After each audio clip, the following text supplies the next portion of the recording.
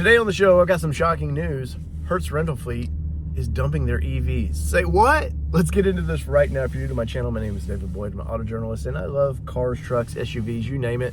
Boring cars, like some EVs are, to exciting cars, like some EVs are. I love them all. So smash that like button and hit the subscribe button for all the auto news.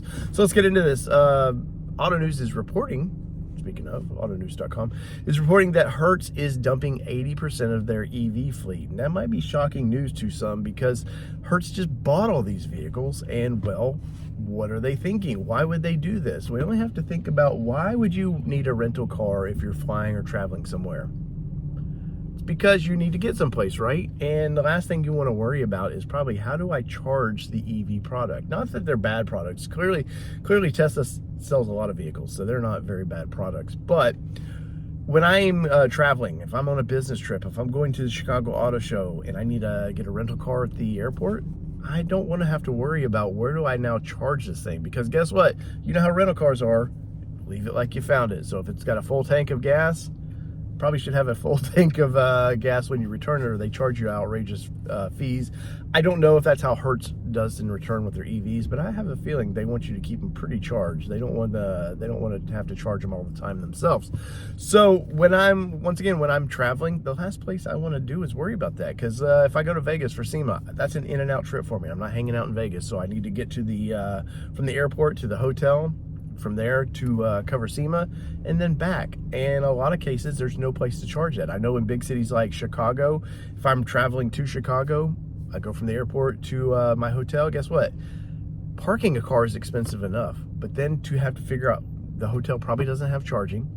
So now how do I deal with this situation? How do I use this vehicle and return it, fully charged, I guess, as it were? And I think that's been a biggest thing that maybe Hertz kind of overlooked, and it's a simple thing. But when business travel, especially, which is a big chunk of rental fleets for airports, with business travel, I usually have an itinerary. I know where I need to be certain places, and then I need to leave.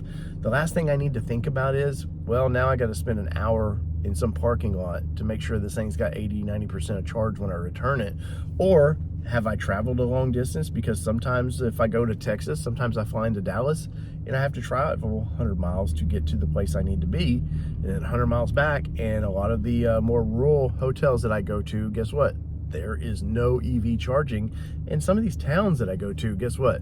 There's no public EV charging. So that is something to think about with this. Why would they need to sell this fleet off? Well, I think the take rate's just been pretty bad, and I'm looking for your comments on this. And where do you guys see this? What's your ideas with EVs? And I don't want to go down this path in the comments of like just EVs suck. I know some people, it's not for everybody, and guess what? They still make gasoline powered vehicles. So there are vehicles that that will please you, I know, but let's constructively think about this.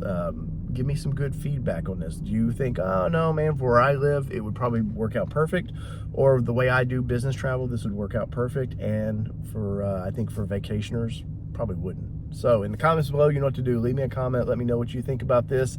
80% of Hertz fleet is their EV fleet is disappearing, and it's online right now to be purchased. So if you want one of those new Teslas, the Model S, I think they have some S's. I think they were mostly 3s and Ys. Probably can get one pretty cheap. So you know what to do. So whether it be 2-wheel drive, 4-wheel drive, or these EVs, I'm not going to rent and drive. This has been your All Terrain Nation. I'm your host, David Boyd, and we're out. Peace, everybody. Love y'all.